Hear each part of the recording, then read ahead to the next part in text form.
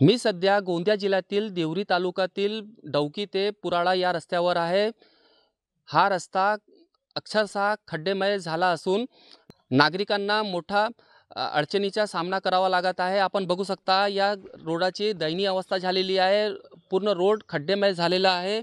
मागील 7 वर्षापासून या रस्त्याची कोणतीही दुरुस्ती करण्यात आली नाही। रस्त्यावर मोठे-मोठे खड्डे पडल्याने मोटरसायकल चालक, चारचाकी वाहन चालक यांना प्रचंड त्रास सहन करावा लागतो आहे।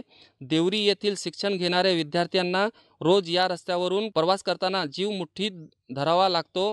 अपघाताचा धोका वाढत चालल्याने नागरिकांनी प्रशासनाकडे तातडीने दुरुस्ती करण्याची मागणी केलेली आहे आणि केव्हा या रस्त्याची दुरुस्ती होते याकडे सर्व नागरिकांचे लक्ष लागलेले आहेत। साईद पठाण, TV9 मराठी, गोंदिया।